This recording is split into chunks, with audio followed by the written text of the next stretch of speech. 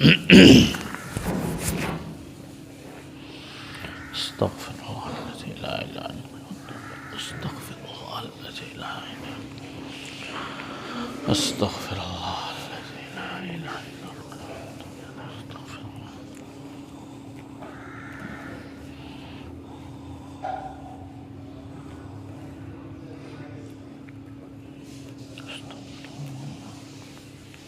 استغفر الله الذي استغفر الله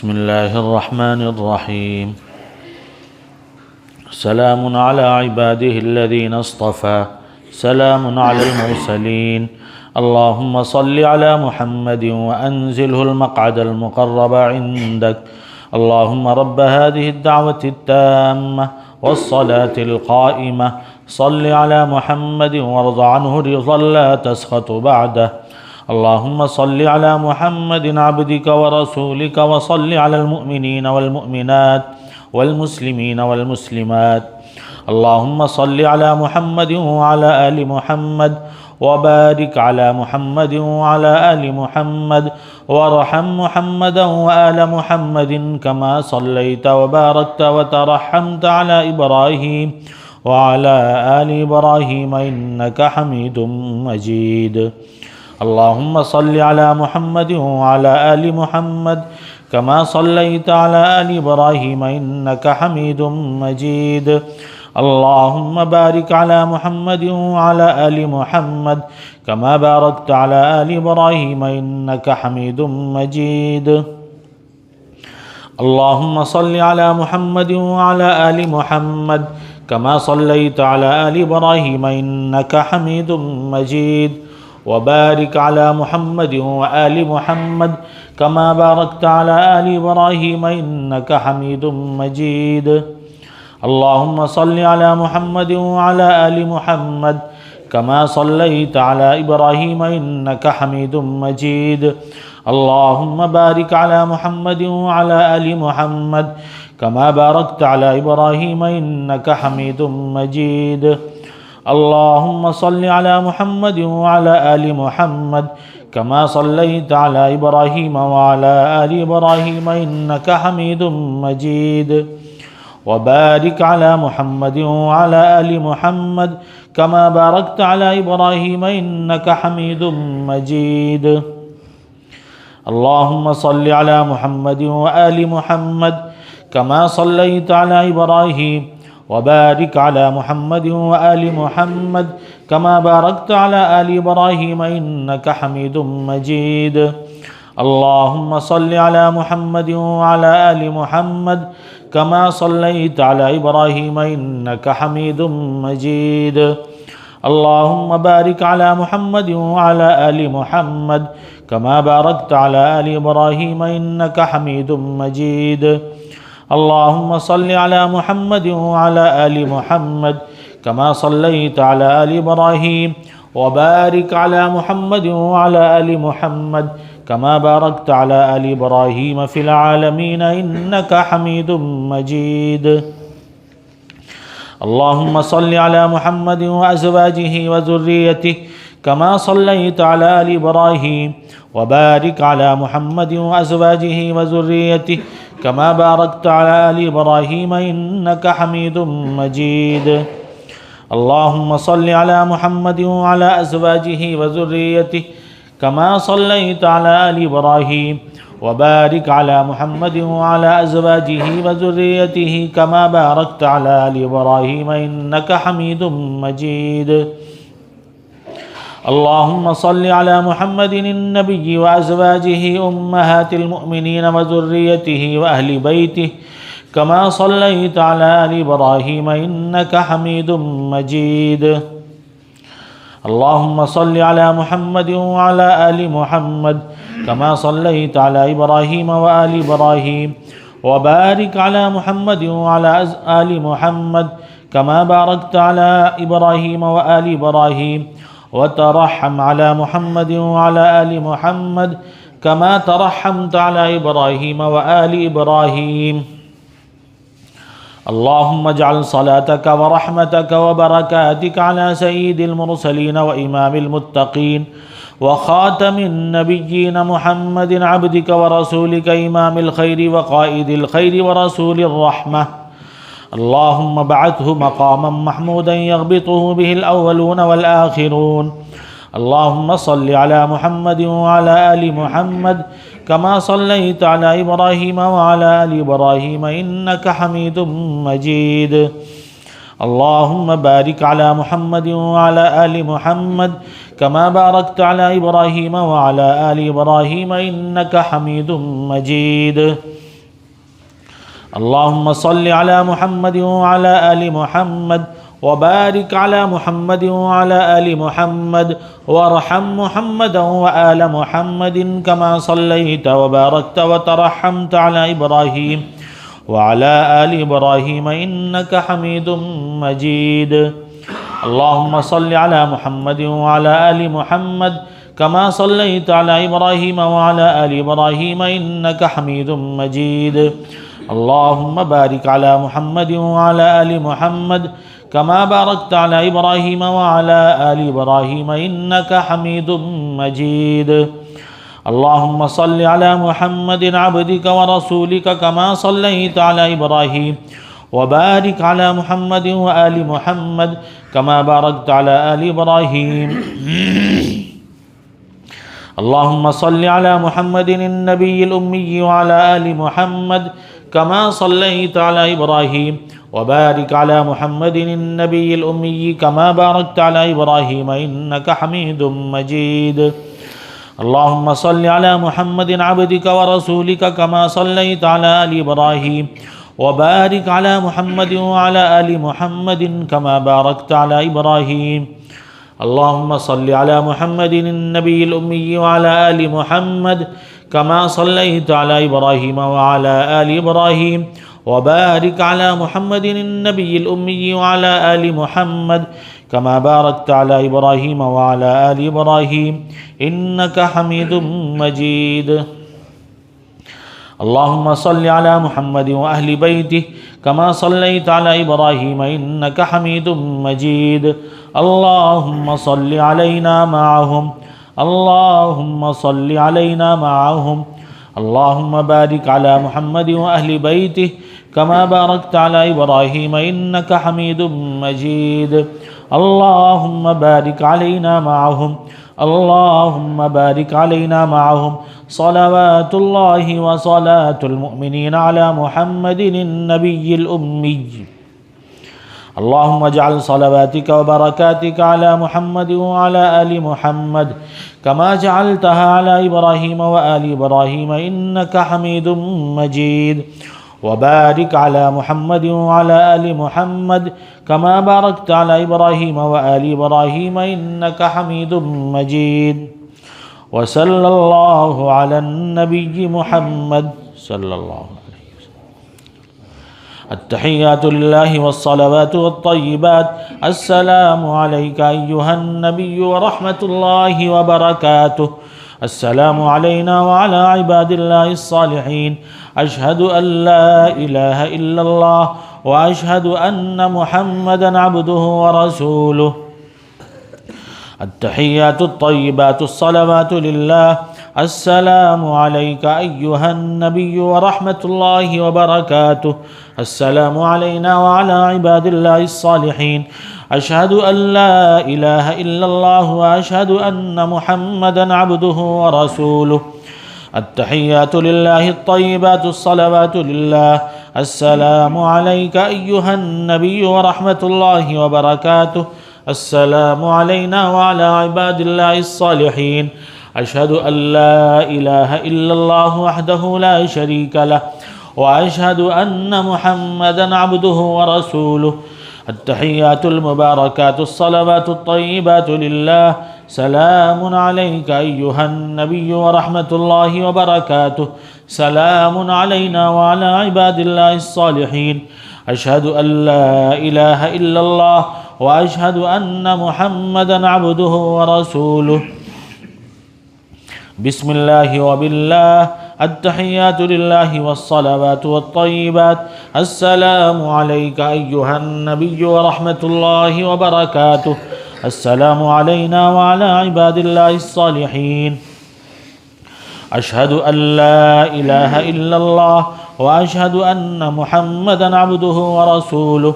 أسأل الله الجنة وأعوذ بالله من النار. أسأل الله الجنة وأعوذ بالله من النار. أسأل الله الجنة وأعوذ بالله من النار. التحيات لله الزاكيات لله الطيبات الصلوات لله. السلام عليك أيها النبي ورحمة الله وبركاته.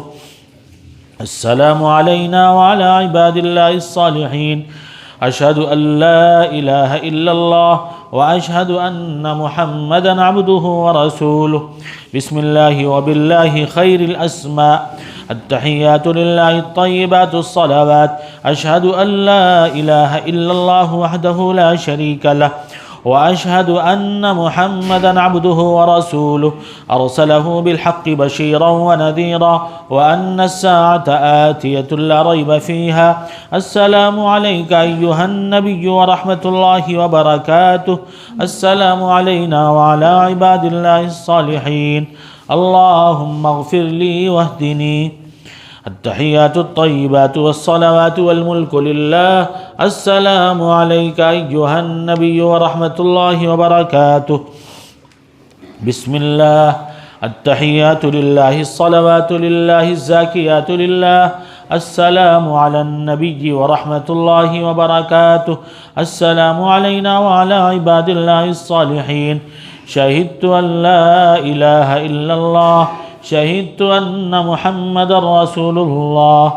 التحيات الطيبات الصلوات الزاكيات لله. أشهد أن لا إله إلا الله وحده لا شريك له وأشهد أن محمدا عبده ورسوله. السلام عليك أيها النبي ورحمة الله وبركاته. السلام علينا وعلى عباد الله الصالحين. التحيات الطيبات الصلوات الزاكيات لله. أشهد أن لا إله إلا الله وحده لا شريك له وأن محمدا عبد الله ورسوله. السلام عليك أيها النبي ورحمة الله وبركاته. السلام علينا وعلى عباد الله الصالحين. التحيات الصلوات لله. السلام عليك أيها النبي ورحمة الله وبركاته. السلام علينا وعلى عباد الله الصالحين. أشهد أن لا إله إلا الله وأن محمدا عبده ورسوله. التحيات لله الصلوات الطيبات. السلام عليك أيها النبي ورحمة الله وبركاته. السلام علينا وعلى عباد الله الصالحين. أشهد أن لا إله إلا الله وأشهد أن محمدا عبده ورسوله. التحيات المباركات الصلوات الطيبات لله. السلام عليك أيها النبي ورحمة الله وبركاته. السلام علينا وعلى عباد الله الصالحين. أشهد أن لا إله إلا الله وأشهد أن محمد رسول الله. بسم الله والسلام على رسول الله صلی اللہ علیہ وسلم. جن احباب نے مسجد میں داخل ہونے کے بعد اعتکاف کی نیت نہ کیا ہو وہ کر لے. حضرت والی صاحب رحمۃ اللہ علیہ ہمیں اور آپ کو یاد دہانی دیا کرتے تھے، یاد کرایا کرتے تھے کہ مسجد میں داخل ہونے کے بعد اعتکاف کی نیت کر لینا چاہیے. بسم اللہ الرحمن الرحیم. الحمد للہ نحمده ونستعینه ونستغفره ونؤمن به ونتوکل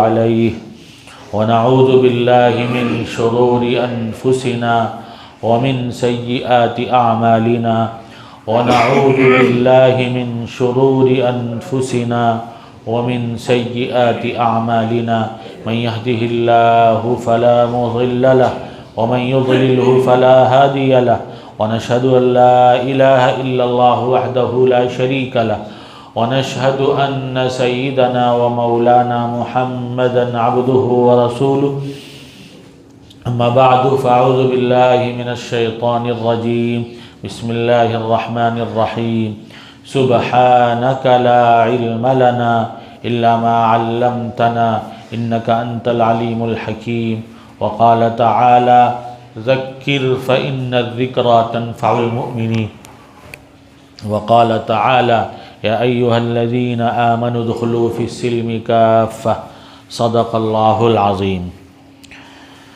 والد صاحب رحمۃ اللہ علیہ کے بیانات ہیں، خطبات کا مجموعہ ہے اسلام میں حقوق کی اہمیت، کہ ایک دوسرے کے حقوق کی ادائیگی کی کتنی تاکید اسلام میں کی گئی ہے۔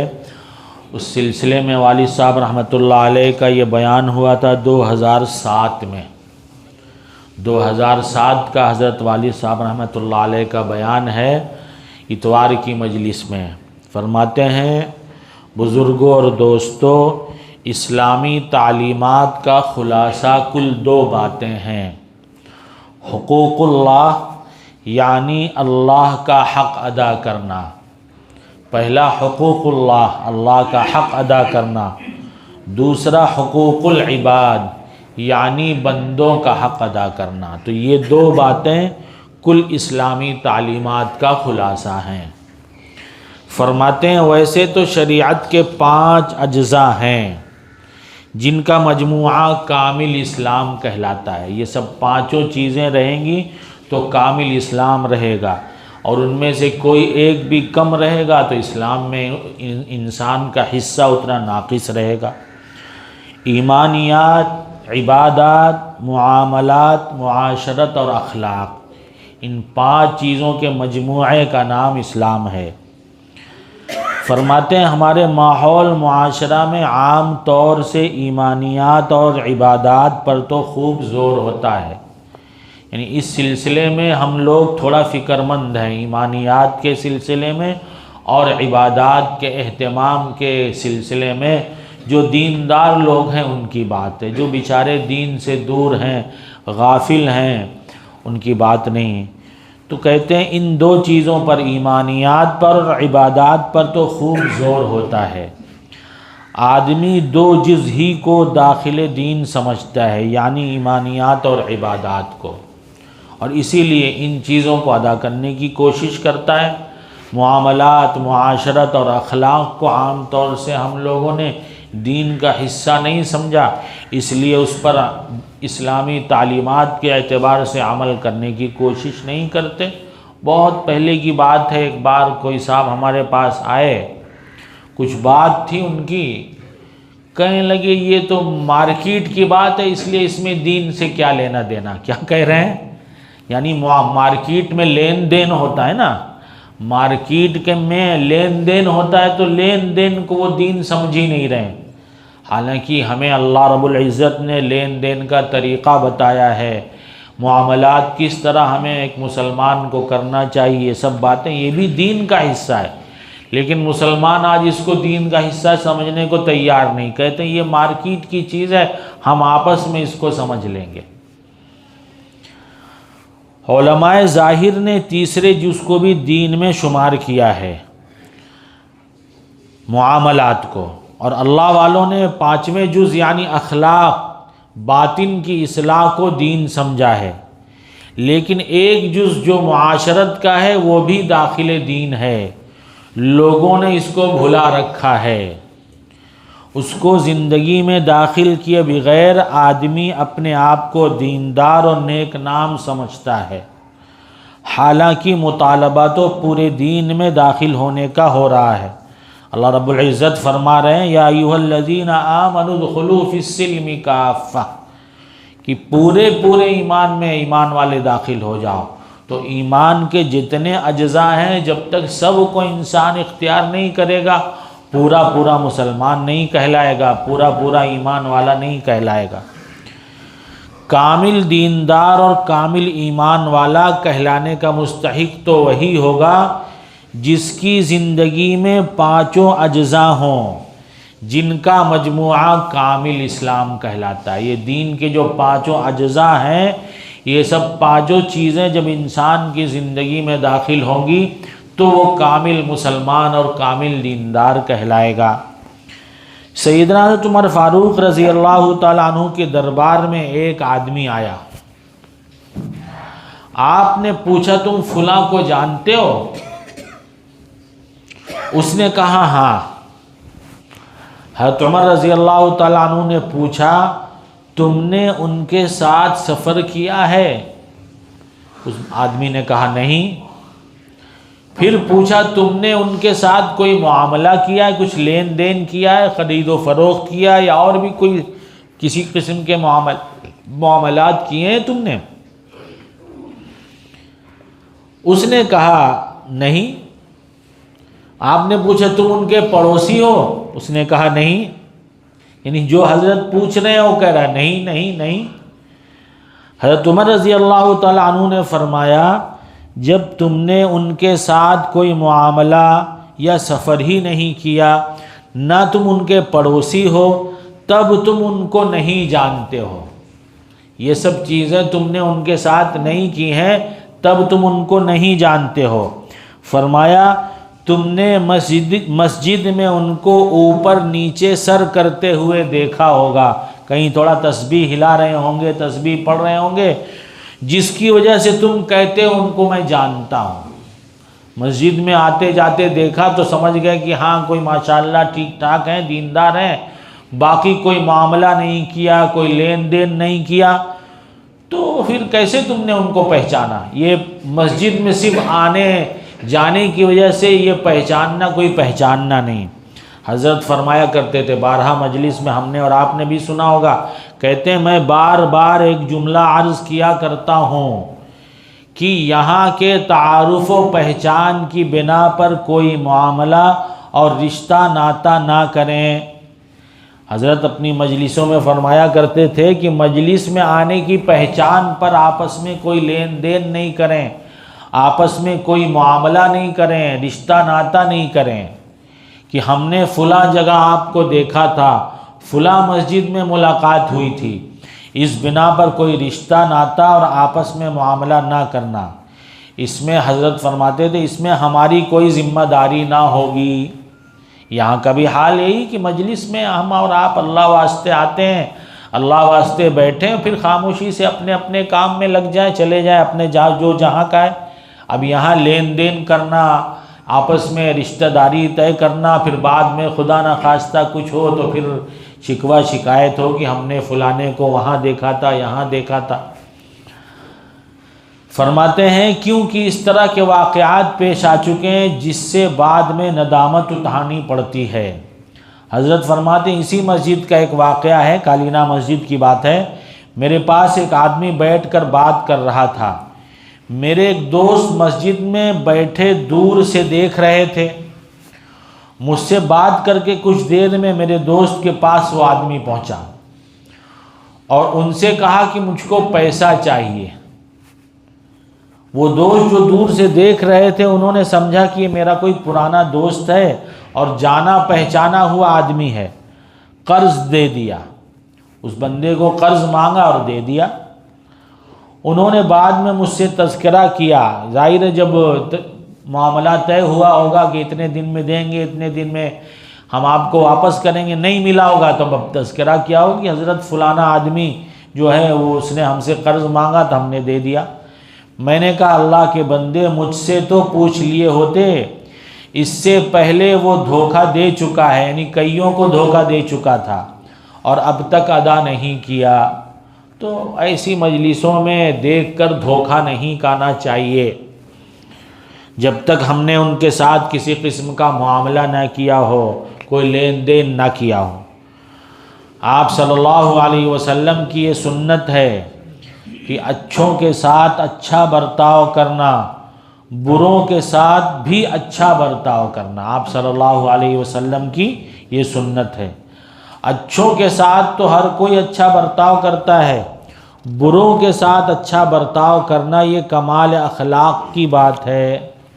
ایک آدمی جو معاشرہ اور خاندان کا بہت برا تھا، آپ صلی اللہ علیہ وسلم نے خود فرمایا کہ اپنی قوم کا برا آدمی ہے، لیکن پھر بھی آپ نے اس کے ساتھ اچھا برتاؤ کیا۔ حدیث شریف میں ہے، حضرت عائشہ رضی اللہ تعالی عنہا سے روایت ہے کہ ایک شخص نے نبی کریم صلی اللہ علیہ وسلم کی خدمت میں حاضر ہونے کی اجازت چاہی۔ آپ نے ارشاد فرمایا یہ اپنی قوم کا برا آدمی ہے۔ پھر جب وہ آ گیا تو آپ صلی اللہ علیہ وسلم نے اس سے نرمی سے گفتگو فرمائی، اچھے سے اچھے انداز سے بات چیت کی۔ اس کے جانے کے بعد حضرت عائشہ رضی اللہ تعالی عنہا نے عرض کیا، یا رسول اللہ صلی اللہ علیہ وسلم، آپ نے تو اس شخص سے بڑی نرمی سے بات کی، جبکہ آپ نے پہلے اسی کے بارے میں فرمایا تھا کہ وہ اپنے قبیلہ کا بہت برا آدمی ہے۔ یعنی جب برا آدمی تھا تو اس طرح اس سے بات چیت کرنا سمجھ میں نہیں آیا۔ آپ صلی اللہ علیہ وسلم نے ارشاد فرمایا، قیامت کے دن اللہ تعالیٰ کے نزدیک بدترین درجہ والا آدمی وہ ہوگا جس کی بد کلامی کی وجہ سے لوگ اس سے ملنا جلنا چھوڑ دیں۔ ایک دوسری روایت میں کہ آپ نے ارشاد فرمایا، اے عائشہ تم نے ہم کو کب بد اخلاق پایا؟ آپ صلی اللہ علیہ وسلم فرما رہے ہیں کہ ہم کو بد اخلاق تم نے کب پایا؟ تو بہرحال دنیا ہے، بہت سارے اچھے برے لوگوں کے ساتھ آدمی کا لوگوں کے ساتھ معاملہ پڑتا ہے، میل ملاقات ہوتی ہے، آدمی کو اچھے انداز سے اچھے ڈھنگ سے ہمیں کیا ہے اپنا معاملہ اپنا اخلاق اچھا لوگوں کے ساتھ پیش کرنا چاہیے۔ آپ صلی اللہ علیہ وسلم کی زندگی مبارکہ سے ہم امتیوں کو یہی سبق اور درس ملتا ہے۔ اللہ تعالیٰ نے سورہ حجرات کے اندر معاملات، معاشرت، رہن سہن کے متعلق بہت ساری باتیں بیان فرمائی ہیں۔ اللہ تعالیٰ سب جانتے ہیں کہ کون کس طرح کا ہے، کس کو کس طرح زندگی گزارنی چاہیے اور کیا کرنا چاہیے کیا نہ کرنا چاہیے۔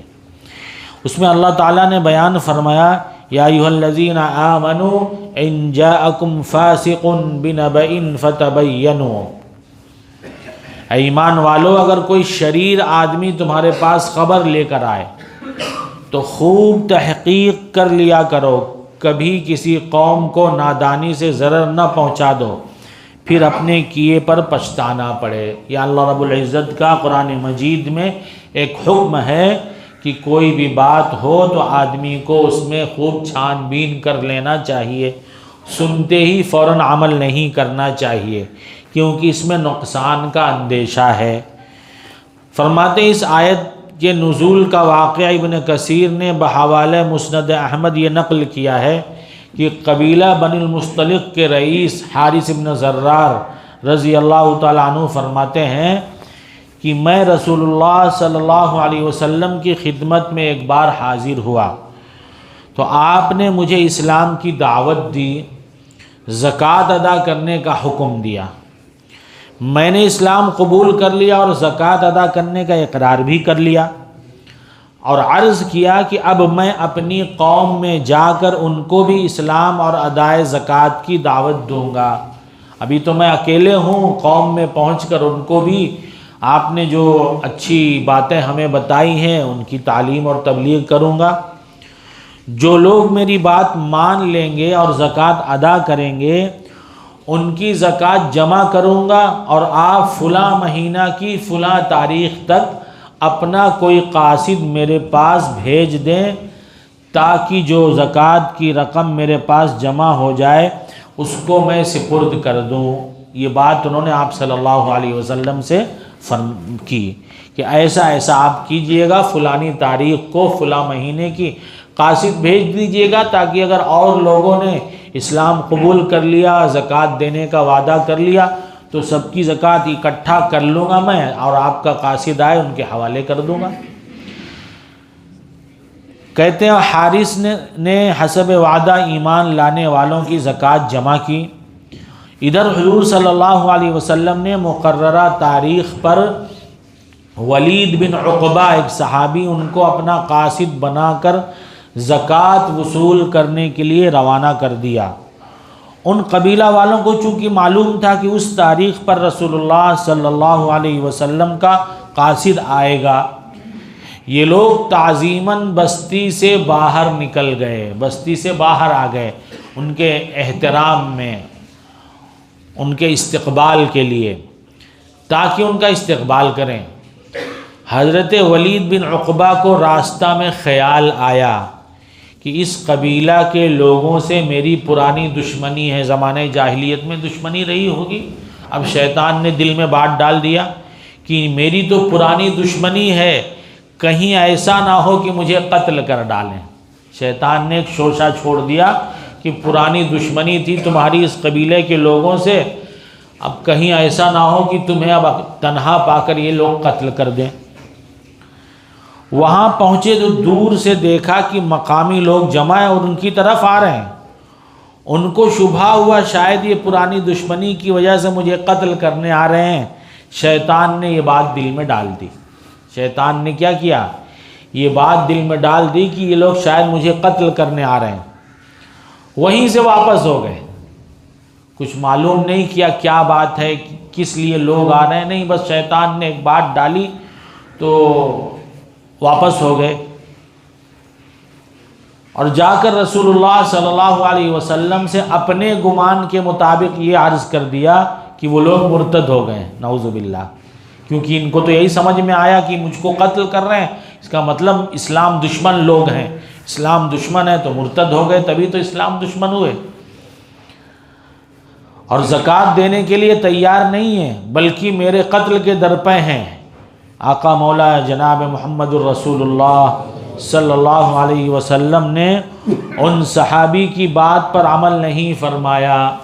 صحابی نے یہ بات کی لیکن آپ نے عمل نہیں فرمایا، بلکہ خالد بن ولید کو بلایا اور فرمایا فوج کا دستہ لے کر فلاں جگہ چلے جاؤ اور تحقیق کرو کہ انہوں نے اسلام کی کیا کیا چیزیں چھوڑ دی، اسلام کی کیا کیا، کن باتوں کو انہوں نے چھوڑ دیا، ذرا معلومات کریں۔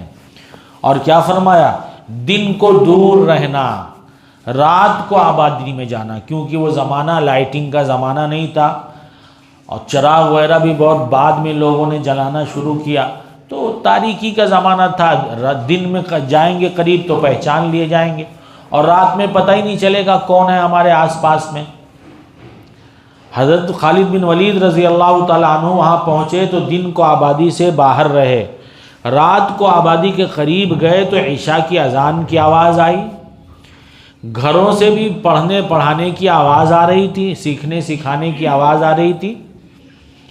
فجر کے وقت جب لوگ نماز کے لیے آئے تو دیکھا حضرت خالد بن ولید فوج کا دستہ ساتھ لیے ہوئے تشریف فرمائے۔ لوگوں نے پوچھا کیسے آنا ہوا؟ انہوں نے فرمایا کہ میں نے سنا ہے کہ تم لوگ مرتد ہو گئے ہو۔ لوگوں نے پوچھا کیا بات ہوئی، کیسے آپ کو معلوم ہوا؟ انہوں نے کہا فلاں صاحب آئے تھے، ان کے ساتھ یہ معاملہ پیش آیا، انہوں نے جا کر حضور صلی اللہ علیہ وسلم سے بتایا، پھر آپ نے مجھے تحقیق حال کے لیے بھیجا ہے۔ حضرت خالد بن ولید رضی اللہ تعالیٰ عنہ نے پوچھا آخر کیا ہوا تھا، مطلب کیوں بیچارے وہ واپس ہو گئے؟ ان لوگوں نے بتایا یہی ہوا تھا کہ ہم لوگ آبادی سے باہر استقبال کے لیے نکلے تھے، اب وہ بیچارے استقبال سے دھوکہ کھا گئے کہ استقبال کے لیے نہیں بلکہ پرانی دشمنی نکالنے کے لیے نکلے ہیں۔ اصل میں جو صاحب صدقہ وصول کرنے کے لیے جا رہے تھے، زمانے جاہلیت میں ان قبیلہ والوں سے ان کی دشمنی تھی، شیطان نے دور ہی سے بدگمانی پیدا کروا کر واپس کرا دیا۔ شیطان کا کام ہی ہے آپس میں انتشار ڈالنا، پھوٹ ڈالنا، بدگمانی پیدا کروانا، تو ایسا کوئی موقع آئے تو انسان کو چاہیے کہ تحقیق کر لے۔ بزرگوں اور دوستوں، کوئی بھی حکم ہو، چاہے اخلاق کا حکم یا معاملات یا معاشرت کا ہو، اس کے بارے میں پہلے تحقیق کرے کہ یہ معاملہ صحیح ہے یا غلط، ہم کو اس کے متعلق کیا کرنا چاہیے، شریعت ہم سے اس بارے میں کیا مطالبہ کرتی ہے، شریعت ہم سے اس بارے میں کیا مطالبہ کرتی ہے۔ فرمایا بزرگی اور ولایت اسی کا نام ہے، شریعت اور سنت کے مطابق زندگی گزارنے کا نام ہی کیا ہے؟ بزرگی اور ولایت ہے۔ شریعت اور سنت کو چھوڑ کر کوئی کچھ بھی ہوا میں بھی اڑنے لگے لیکن شریعت اور سنت کے خلاف زندگی گزار رہا ہے تو پھر وہ جو ہے دوستو بزرگوں ولی نہیں ہے، وہ پھر بزرگ نہیں کہا جا سکتا، کیونکہ بزرگی اور ولایت کا معیار ہی شریعت اور سنت ہے۔ مثال کے طور پر کسی نے آپ سے کہا کہ فلاں نے آپ کو گالی دیا ہے، تو پہلے تحقیق کر لو کہ واقعی اس نے گالی دی ہے یا نہیں، معلوم کر لو بھائی کیا بات ہے، گالی دیا ہے یا نہیں۔ ہم رمضان المبارک میں تھوڑی دیر تراویح کے بعد بات کرتے ہیں، تو ایک صاحب ہے، ہر طرح کے لوگ ہوتے ہیں، حالانکہ وطر کے بعد کرتے ہیں، لیکن بیچ میں کچھ لوگوں کا مطالبہ ہوا کہ نہیں لوگ چلے جاتے ہیں، 10-5 منٹ کی بات ہوتی ہے تھوڑا، تو وہ لوگ بھی سن لیں گے، تو وہی اسی طرح شروع کر دیا تو کچھ لوگوں کو تکلیف ہونا شروع ہو گئی۔ تو ایک صاحب ہیں بیچارے یہاں وہاں الٹا سیدھا کہنا شروع کیا انہوں نے، بعد میں معلوم ہوا تو وہ سلسلہ ہم نے ختم کر دیا کہ نہیں بھائی جانے دو، لوگوں کو تکلیف ہو رہی۔ دوسرا رمضان المبارک آیا تو بھی وہ وطر کے بعد بات کی جا رہی تھی، لیکن وہ صاحب ہیں پھر بھی کہ لوگوں کو تکلیف پہنچاتے ہیں، یہ بیان کرتے ہیں۔ ایک بار وہ بیچارے ان کی جماعت چھوٹی تھی، وہ سامنے نظر آئے ہمارے، وہ فارغ ہوئے تو ہم نے بلایا ان کو، میں نے کہا بھائی ایسا ایسا آپ کہہ رہے ہو، لوگ کہہ رہے ہیں کہ نہیں میں نے ایسا کچھ نہیں کہا تھا۔ میں نے کہا کوئی بات نہیں کہا تھا، چلے جاؤ۔ تو بہرحال آدمی کو چاہیے کہ کوئی بات سنی سنائی پر صرف عمل نہیں کرے بلکہ پوچھ لیا کرے، تحقیق کر لیا کرے۔ اگر کہتا ہے میں نے نہیں گالی میں نے نہیں دی ہے تو بات ختم کرو، اس کے پیچھے نہیں پڑنا چاہیے۔ یعنی اگر آپ نے بلا کے پوچھ لیا، کہہ دیا نہیں بھائی ہم نے نہیں دیے، تو اب نہیں کہ نہیں ہم فلانے نے کہا ہے، فلانے نے کہا ہم نے سنا ہے، تو اس کے پیچھے نہیں پڑے۔ جب بیچارہ سامنے اس کی ہمت ہی نہیں ہے، اس جس بات کو اس نے باہر اگر کہا بھی ہے اس کے اقرار کی، تو جب کم ہمت شخص ہے تو پھر کم ہمت شخص سے منہ کیا لگنا، ڈرپوک شخص سے منہ نہیں لگنا چاہیے۔ جب جس کے اندر اتنی ہمت ہی نہ ہو کہ کوئی بات اگر کہی ہے سامنے والا پوچھ رہا ہے تو اس کا اقرار کر لے، انکار کر دیا تو کوئی بات نہیں، ٹھیک ہے بات ختم ہو گئی۔ ایک صحابی کا کیا مقام و مرتبہ ہے، لیکن پھر بھی آپ صلی اللہ علیہ وسلم نے ان صحابی کی محض اطلاع پر عمل نہیں فرمایا، بلکہ حضرت خالد بن ولید رضی اللہ تعالیٰ عنہ کو بھیج کر تحقیق کرایا۔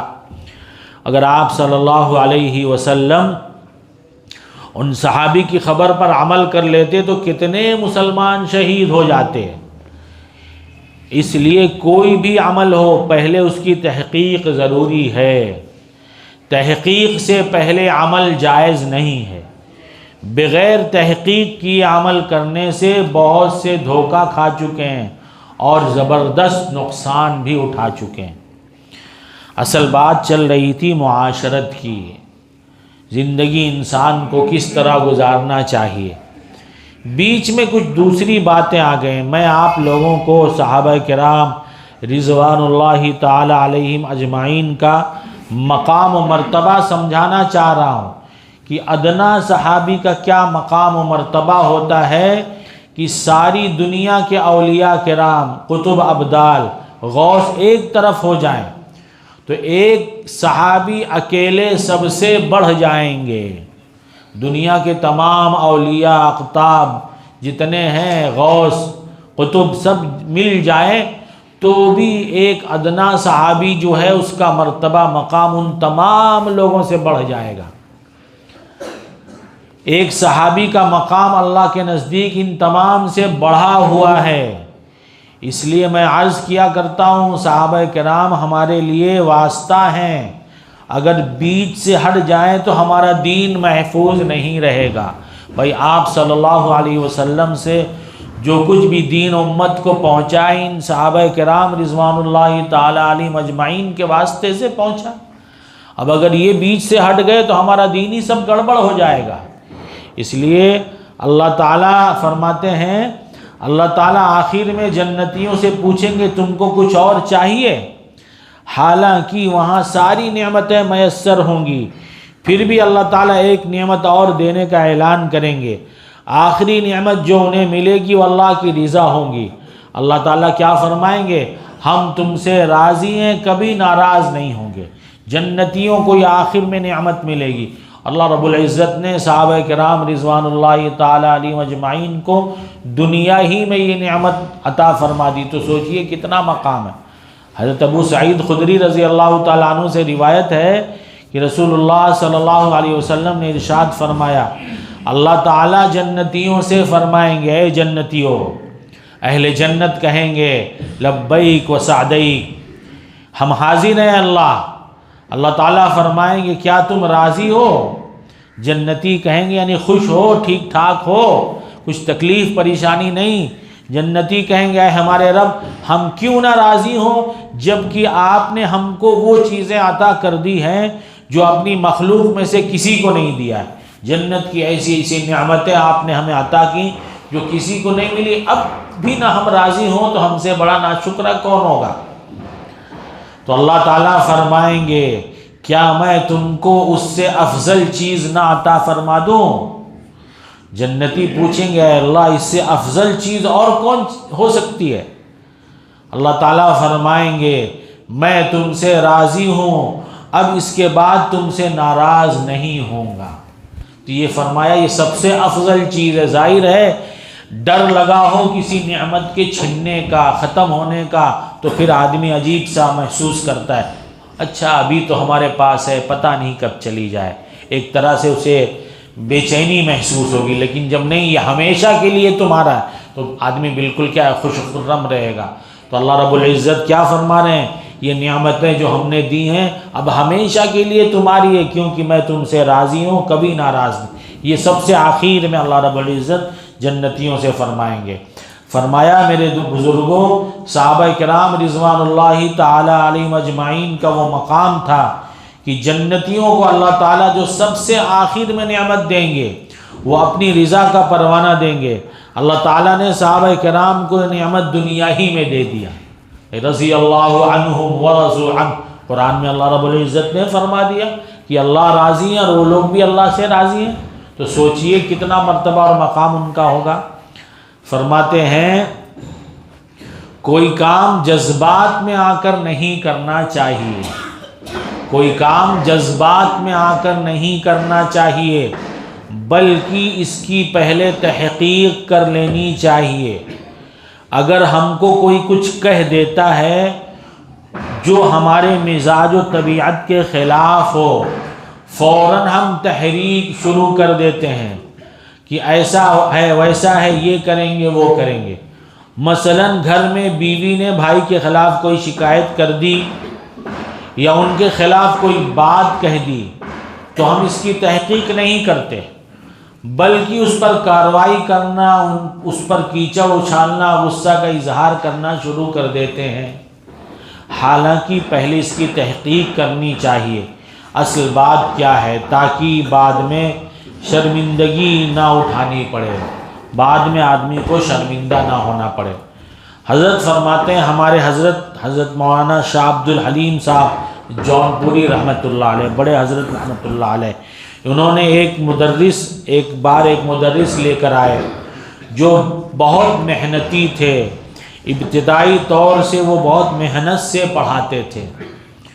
ان کے بعض شاگرد اب بھی موجود ہیں، عجیب ان کی زندگی تھی، عمر بڑھ گئی، بڑھاپا آ گیا، فالج کا اثر آ گیا، ذہن میں وہی بات تھی، پرانی بات کی، بہت اچھے ہیں، بہت بڑھیا پڑھاتے ہیں، اس لیے حضرت لے کر آئے تھے ان کو۔ فالج کی وجہ سے زبان سے صاف بات نہیں نکلتی تھی، بچوں اور طلبہ کے سمجھ میں بات نہیں آتی تھی۔ چند مہینہ گزر جانے کے بعد بچوں نے شکایت کر دی کہ استاد صاحب کی بات ہمیں سمجھ میں نہیں آتی، کیا پڑھا رہے ہیں۔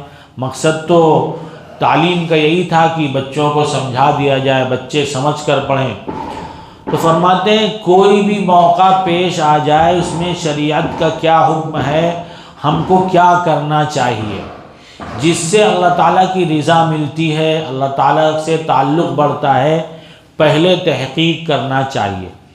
ہمارے حضرت مولانا عبد الحلیم صاحب رحمۃ اللہ علیہ نے تحقیق فرمایا، تو طلبہ نے جو شکایت کی تھی وہ بات صحیح نکلی۔ جہاں وہ پڑھاتے تھے حضرت رحمۃ اللہ علیہ خاموشی سے وہاں ان کے پاس گئے، ان کو پتہ نہیں چلا اور سن لیا کیا پڑھا رہے ہیں، کیسے پڑھا رہے ہیں، سمجھ گئے کہ ہاں طلبہ نے جو کہا تھا بات صاف سمجھ میں نہیں آتی۔ اس استاذ کی زبان سے بات صاف نہیں نکل رہی تھی، بڑھاپا اور فالج کی اثر سے، اس لیے طلبہ کے سمجھ میں کتاب نہیں آئی۔ حضرت رحمۃ اللہ علیہ نے مسئلہ معلوم کرایا، حضرت مولانا عبد الحلیم صاحب رحمۃ اللہ علیہ نے مسئلہ معلوم کرایا۔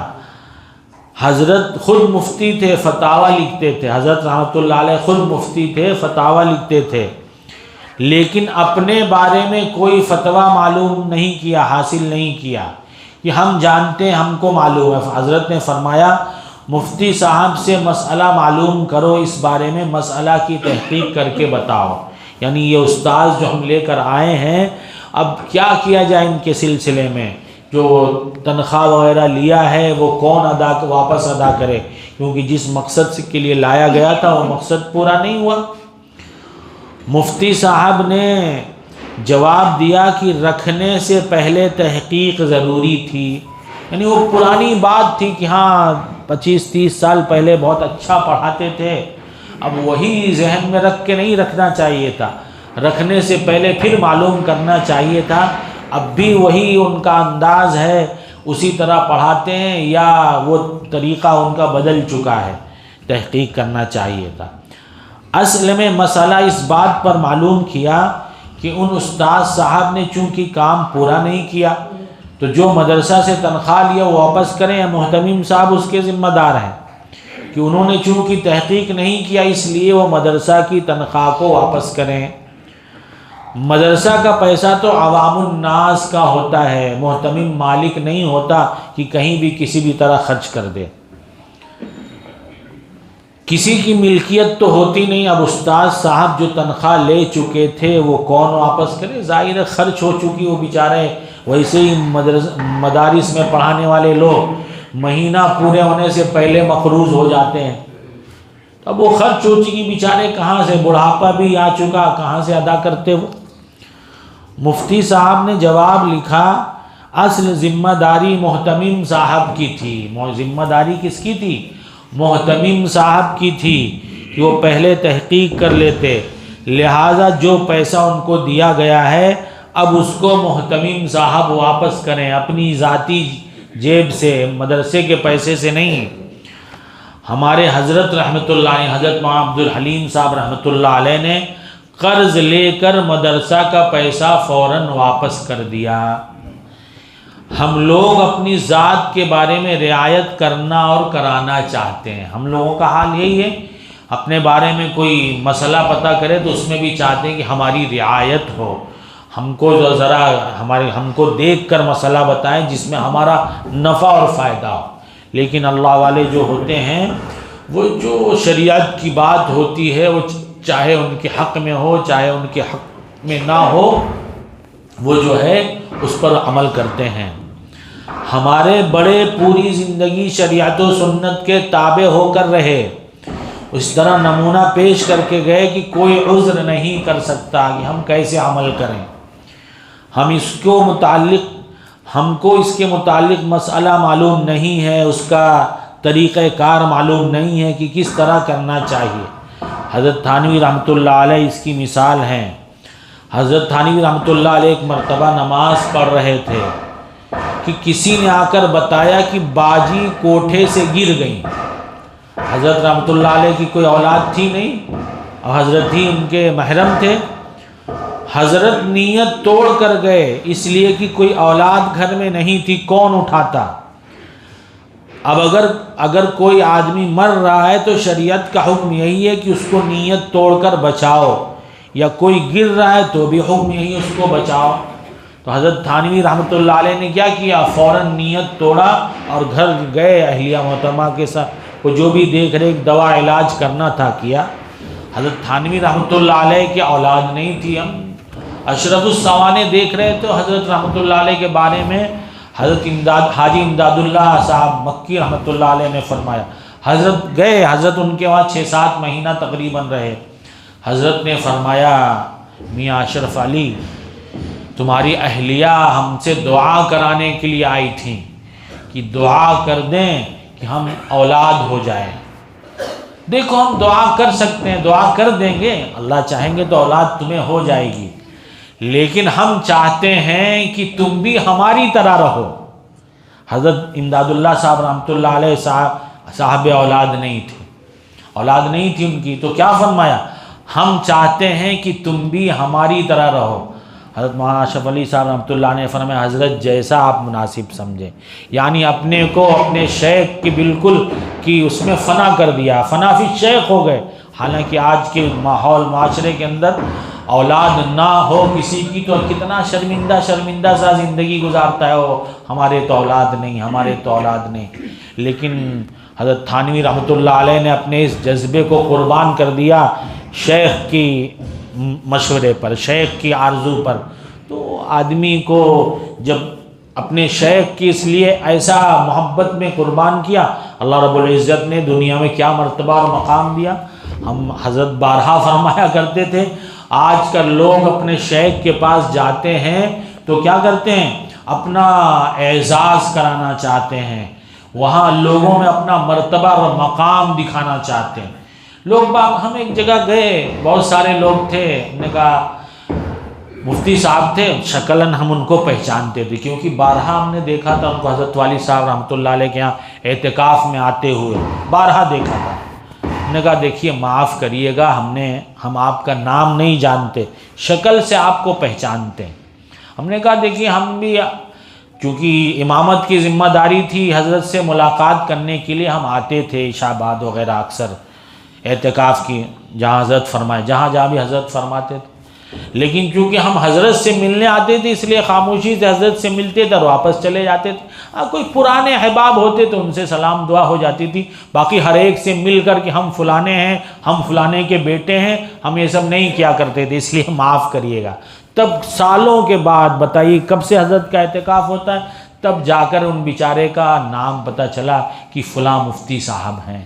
بتائیے تو ہم کو بھی کہیں بھی کسی بھی اللہ والے سے تعلق ہو ہمارا آپ کا، تو ہم جب ان کی خدمت میں جائیں تو اپنی بڑائی لے کر نہ جائیں. حضرت فرمایا کرتے تھے لوگ کیا ہیں، اپنا برتن بھر کر آتے ہیں اپنے شیخ کے پاس، تو ظاہر ہے جب بھرا ہوا برتن لے کر آئیں گے تو شیخ اس میں کیا ڈالے گا، بڑائی کی اور اپنی انا اور پتہ نہیں کیا کیا چیزیں لے کر آتے ہیں. تو پھر تواضع ان کے ساری جو ہے اللہ والوں کی خاص صفت ہے وہ کہاں ان کو ملے گی. برتن خالی لے کر جب انسان اپنے کو فنا کر کے آئے اور عاجزی و مسکنت کے ساتھ یہ سمجھ کر کہ ہم تو کچھ نہیں ہیں، تو پھر شیخ سے اس کو کیا نفع پہنچے گا، پھر شیخ سے کیا فائدہ ہوگا، اور پھر اپنا برتن بھر کر لے کر جائے گا. پہلے ہی بھرا ہوا ہے تو کچھ نہیں ملے گا انسان کو. حضرت مولانا خلیل احمد صاحب سہارنپوری رحمۃ اللہ علیہ، حضرت مولانا زکریہ صاحب رحمۃ اللہ علیہ کے استاد اور شیخ بھی تھے. حضرت مولانا زکریہ صاحب رحمۃ اللہ علیہ کے استاد اور شیخ بھی تھے. ایک مرتبہ مولانا سفر میں نماز ادا کر رہے تھے، لوٹا سامنے رکھا ہوا تھا، ایک آدمی آیا اور سامنے سے لوٹا اٹھا کر بھاگ چلا. اس نے سمجھا کہ یہ تو نماز پڑھ رہے ہیں، نیت تو توڑیں گے نہیں، بہت اچھا موقع ہے، لوٹا لے کر چلتا بنے. حضرت مولانا محدث اور فقیہ بھی تھی، نیت توڑ کر اس کو پکڑا. جب اس کو پکڑ لیا تو چور کہنے لگا کہ ایک لوٹے کے لیے نماز توڑ دیا. چور بھی بڑے چالاک ہوتے ہیں، کیا کہنے لگا، ایک لوٹے کے لیے نماز توڑ دیا۔ حضرت نے فرمایا نماز توڑ نہیں دیا بلکہ بہت ساری نمازیں بچا لیا۔ کیا فرمایا حضرت نے؟ لوٹے کے لیے نماز نہیں توڑا بلکہ بہت ساری نماز کو بچانے کے لیے توڑا، ورنہ میں وضو کیسے کرتا؟ وہ زمانہ آج سے 60-70 سال پہلے یا اور ہو سکتا اور زیادہ ہو۔ فرماتے ہیں ٹرینوں میں پانی کا انتظام ابھی جلدی ہونے لگا، ورنہ پہلے ٹرینوں میں پانی کا انتظام نہیں ہوتا تھا۔ تو حضرت اس زمانے کی بات ہے، تو ظاہر ہے لوٹا رہے گا تبھی تو وضو وغیرہ انسان کر سکتا ہے، ورنہ وضو نہیں کرے گا تو نماز کیسے پڑھے گا؟ فرمایا دوسری چیزوں کے لیے بڑی پریشانی ہوتی تھی۔ تو میرے بزرگوں اور دوستوں، دین بہت آسان ہے، اگر ہمارے پاس علم ہو تو اس سے عمل میں اور آسانی پیدا ہو جاتی ہے۔ اور عام طور سے آج ہمارا ماحول معاشرہ ایسا ہو گیا ہے کہ ہم خود اور اپنی اولادوں کو علم دین نہیں سکھاتے، علم دین انہیں جو ہے حاصل کرنے کے لیے نہیں بھیجتے۔ حالانکہ دوستو بزرگوں، ایک مسلمان کے لیے علم دین کا حاصل کرنا فرض ہے، اپنی اولادوں کو بھی علم دین سکھانا چاہیے، خود بھی سیکھنا۔ آج فجر کی بات ہے، ہمارے بغل میں بیٹھ کر ایک صاحب قرآن شریف پڑھنا شروع کیا انہوں نے۔ اب کان میں آواز آنا شروع ہوئی، تھوڑا سا پڑھا تو ہمیں لگا کہ یہ بیچارے جماعت میں آئے ہوئے ہیں، بیچ میں جماعت یہ اجتماعات کی محنت چل رہی، کالینہ میں زیادہ آج تو اتنی نہیں تھی، لیکن بیچ میں کچھ دن بہت سارے میرے سمجھ سے 100 کے افراد قریب رہے ہوں گے جماعت کے احباب۔ ہم نے کہا بھائی آپ جماعت میں تشریف لائیں؟ کہنے لگے جی۔ ہم نے کہا بھائی آپ بہت غلط پڑھ رہے ہیں، بہت غلطی آپ نے کی ہے، آپ جب جائیں تو اپنے مقام پر کسی حافظ صاحب سے، کسی عالم صاحب سے اس کو صحیح کر لیں۔ دھوکہ، برا نہ مانیے گا اگر کچھ احباب ایسے ہوں، ہمارے جماعت کے احباب کو دھوکہ ہو گیا۔ کس بات کا؟ وہ سمجھتے ہیں کہ یہ جو قرآن کا حلقہ لگتا ہے اسی حلقے سے ہمارا قرآن صحیح ہو جائے گا۔ وہ کیا سمجھتے ہیں؟ یہ جو حلقہ لگایا جاتا ہے جماعت میں قرآن کریم کے سیکھنے سکھانے کا، تو سمجھتے ہیں کہ اسی حلقے سے قرآن کریم ہمارا صحیح ہو جائے گا، مقام پر جانے کے بعد ہمیں قرآن پر محنت کرنے کی ضرورت نہیں۔ حالانکہ یہ دھوکہ ہے، یہ حلقہ اس لیے نہیں لگایا جاتا، حلقہ اس لیے لگایا جاتا ہے تاکہ ہمیں پتہ چلے کہ ہمارا صحیح ہے کہ صحیح نہیں ہے۔ اگر صحیح نہیں ہے تو ہم مقام پر پہنچ کر صحیح کرنے کی کوشش کریں۔ تو دوستو بزرگوں، اب بتائیے زندگیاں گزر گئی ہیں، زندگیاں لگائے چلے جا رہے ہیں، لیکن قرآن کریم تک سیکھنے کی توفیق ہمیں نہیں مل رہی۔ ایک جگہ ہم نے کچھ قرآن کریم سیکھنے کے سلسلے میں بات کر دی تو بیچارے کچھ احباب تھے وہ خفا ہو گئے کہ اس طرح کا بیان کیوں کر دیا آپ نے؟ بتائیے قرآن سیکھنا سکھانا یہ تو ہمیں حکم دیا گیا ہے، قرآن سیکھو سکھاؤ، لیکن جب انسان نفس کی اطاعت کرے گا اور کسی کو بڑا مان کر زندگی نہیں گزارے گا، خود بڑا بن جائے گا، تو پھر ظاہر ہے ایسے لوگوں کو اچھی باتیں بھی خراب لگتی ہیں۔ ایک آدمی سمجھے کہ ہم تندرست ہیں، ہمارے اندر کوئی مرض نہیں ہے، وہ یہ سمجھ رہا ہے، اور ایک حکیم ڈاکٹر نے اسے دیکھا، دیکھتے ہی اس کی شکل سمجھ گیا ہو یہ تو مریض ہے، اب کہہ دیا کہ بھائی آپ تو مریض ہو، تو خفا ہو جائے گا، نہیں ہم بالکل صحیح ہیں، ہمارے اندر کوئی مرض نہیں، حالانکہ وہ بیچارہ مریض ہے۔ تو کیا کہا جائے گا؟ بیچارہ ایسا انسان قابل رحم سمجھا جائے گا کہ یہ تو بیچارہ اپنا مرض نہیں سمجھ رہا ہے، اپنا مرض ہی نہیں پہچان رہا ہے۔ آج ہم میں سے ہم لوگوں کا حال یہی ہو گیا، مختلف امراض کے ہم شکار ہیں، مختلف امراض کے ہم شکار ہیں۔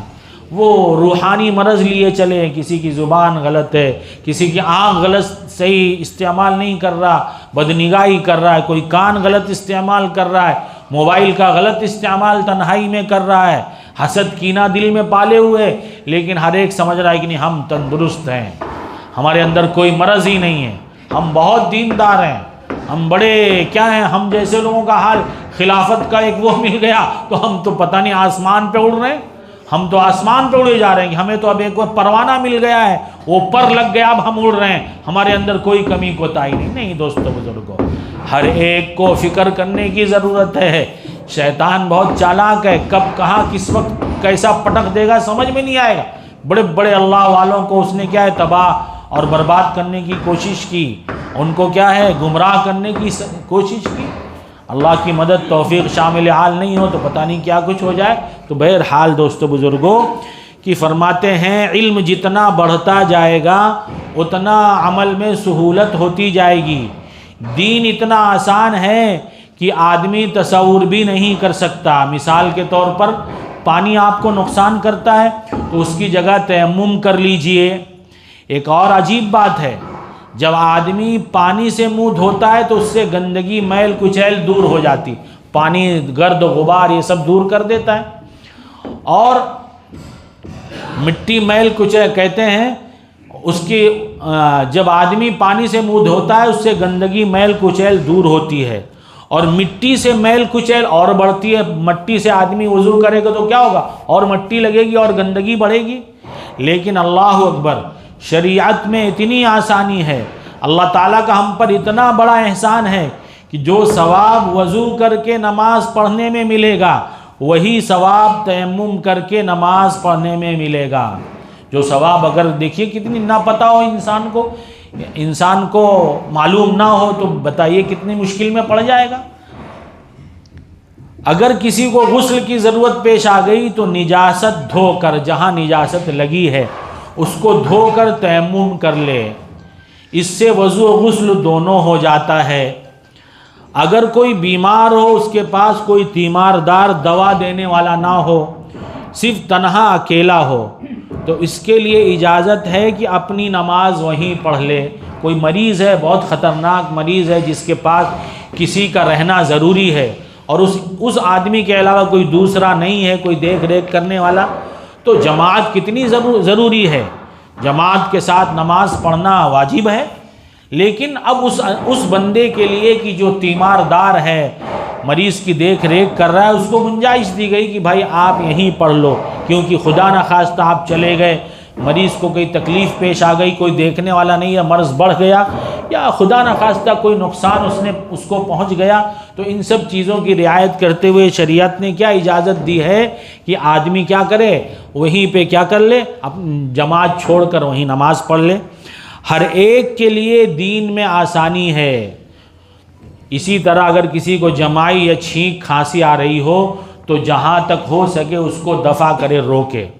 اگر نہ روک سکے تو اسے چاہیے کہ اپنی بائیں ہتھیلی کی پشت منہ پر رکھ لے، اور اگر نماز میں قیام کی حالت میں ہو تو دائیں ہتھیلی کی پشت منہ پر رکھ لے۔ عام حالات میں غیر نماز میں، نماز سے باہر ہے تو ہم کو حکم کیا ہے کہ بائیں ہاتھ کی ہتھیلی رکھیں، لیکن نماز میں چونکہ بایاں ہاتھ نیچے رہتا ہے، دایاں ہاتھ اوپر رہتا ہے، تو اب نماز میں کیا حکم ہے کہ نہیں، بایاں ہاتھ نیچے سے نہیں نکالو، دایاں ہی والا جو اوپر ہے اسی کو رکھ لو، اس لیے کہ حالت قیام میں دائنا ہاتھ اوپر رہتا ہے اور بایاں ہاتھ نیچے رہتا ہے۔ اللہ اکبر۔ اللہ تعالیٰ کو اپنے بندوں کی اتنی بھی تکلیف گوارا نہیں کہ بایاں ہاتھ نیچے سے نکالیں۔ فرماتے تو بتائیے دین کتنا آسان ہے، اس لیے ہمیں خود بھی دین سیکھنا چاہیے، علم دین حاصل کرنا چاہیے۔ علم دین انسان سیکھے رہے گا، دین معلوم رہے گا تو جو بہت سارے فتنے آج کل نکل رہے ہیں ان فتنوں سے خود بھی محفوظ رہے گا، اس کی آل اولاد نسلیں بھی محفوظ رہیں گی۔ بہرحال دوستو بزرگوں، اللہ تعالیٰ کا حکم ہے کہ ہم پورے دین میں داخل ہو جائیں، پورے مسلمان ہو جائیں۔ تو اسلام کے جو 5 چیزیں ہیں ان کو، جن پر اسلام کا مدار ہے، اسلام کی جو بنیاد ہے ایک طرح سے سمجھیے، ان سب چیزوں کو ہمیں اپنی زندگی میں داخل کرنا چاہیے۔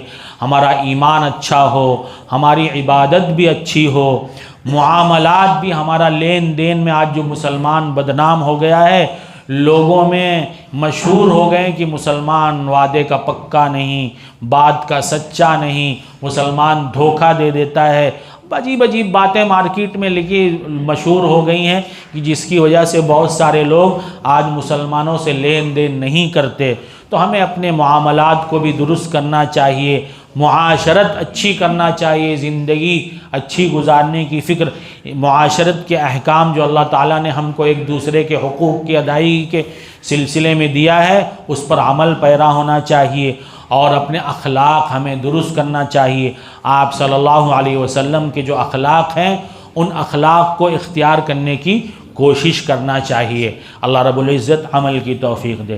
دیکھیے پہلے بھی بات عرض کی گئی تھی کہ ایک اشاعت السنہ کے نام سے گروپ بنایا گیا ہے، جس میں آپ بارہا اپنے حضرت والد صاحب رحمۃ اللہ علیہ سے سنا ہوگا کہ حضرت کی فکر کیا تھی کہ سنت کی اشاعت ہو، سنت ہماری زندگی میں داخل ہو جائے۔ اس لیے آخر مرض کی حالت میں جب بات کم کیا کرتے تھے، تھوڑی دیر جب حضرت بات شروع کرتے تو ہم لوگوں سے کیا سلام کر کے کون آیا، گھر سے دعا پڑھ کے کون نکلا، مسجد میں داخل ہوا تو اعتکاف کی نیت کس نے کیا، یہ سب باتیں بارہا پوچھا کرتے تھے۔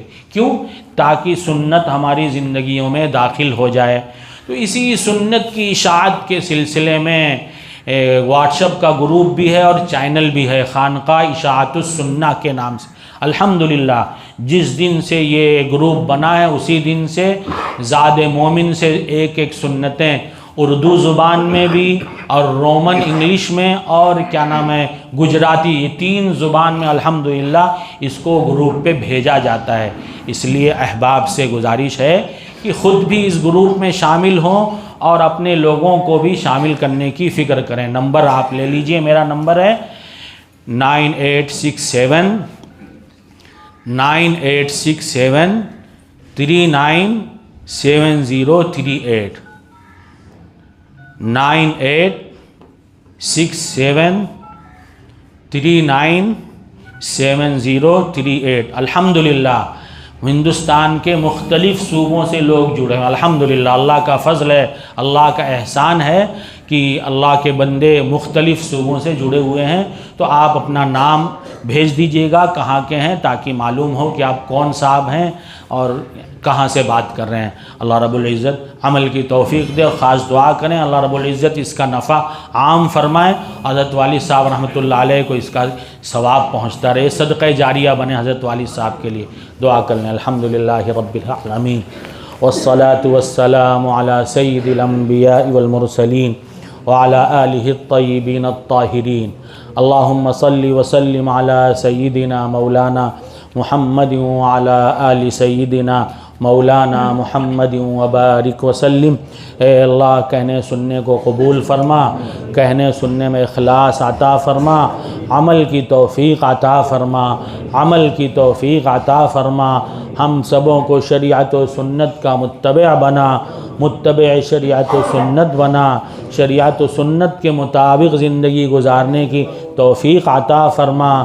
اے کریم آقا ہماری کامل اصلاح فرما، ہماری کامل اصلاح فرما، ہمارے نسلوں کی کامل اصلاح فرما، پوری امت کی اصلاح فرمانے کے فیصلے فرما۔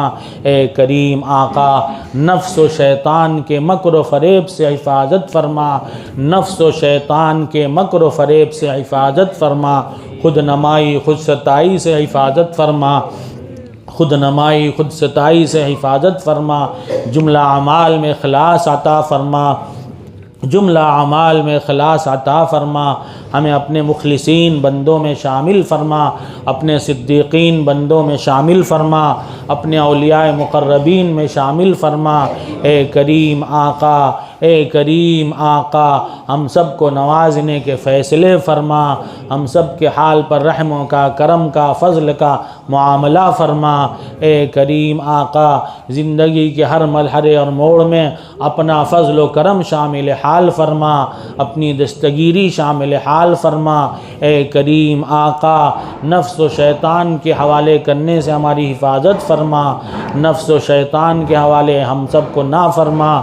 اے کریم آقا، اے کریم آقا، اے کریم آقا آپ صلی اللہ علیہ وسلم کا ہمیں اچھا امتی بنا، سچا امتی بنا، اے کریم آقا آپ کا سچا امتی بنا، رسول اللہ صلی اللہ علیہ وسلم کی ذات عالی کا سچا عشق عطا فرما، آپ کی ذات عالی سے سچی محبت عطا فرما، سنتوں کا عاشق بنا، سنتوں کا عامل بنا، سنتوں کے مطابق ہم سبوں کو زندگی گزارنے کی توفیق عطا فرما، سنتوں کو ہمیں اپنی زندگیوں میں زندہ کرنے والا بنا، اے کریم سنتوں کی اشاعت کی توفیق عطا فرما، سنتوں کی اشاعت کی توفیق عطا فرما، سنتوں کی اشاعت کی توفیق عطا فرما، اخلاص عطا فرما، اسباب و وسائل پیدا فرما، مخلص احباب، مخلص معاونین عطا فرما، عالم میں جہاں جہاں مسلمان پریشان حال ہیں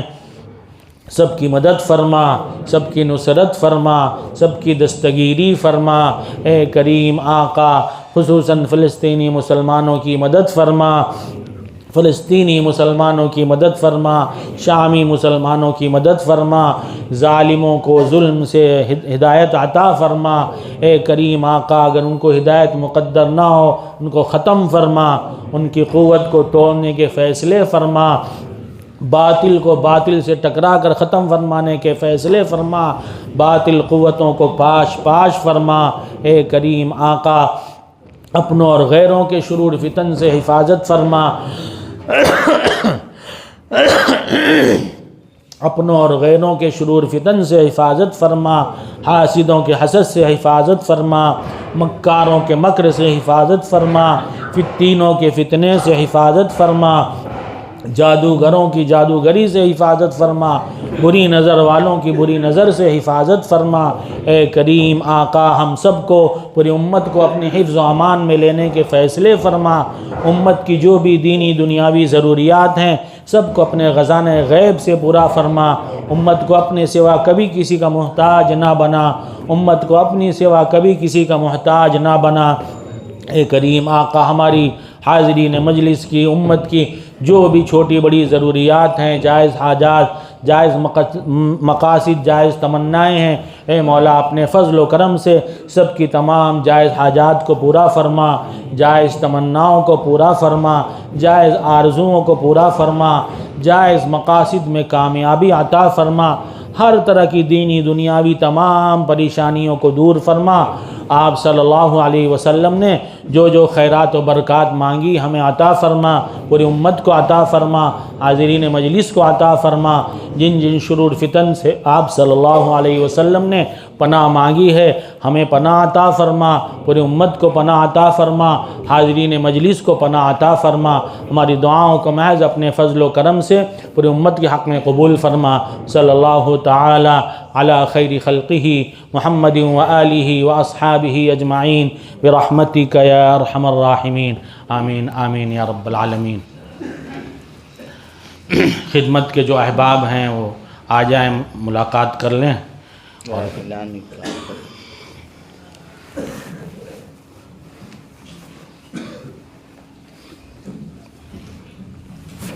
السلام علیکم ورحمۃ اللہ وبرکاتہ۔ لمبے وقفے کے بعد حاضری ہوئی ہے تو سلام بھی اس لیے پیشگی کر دیا گیا۔ اوپر آواز جو آ رہی ہے مسجد میں کام چل رہا ہے، نظام ناشتے کا جی دوسرے منزل پر انشاءاللہ ناشتے کا نظام جو ہے دوسری منزل پر ہوگا۔ ہم لوگ ہاتھ مل کر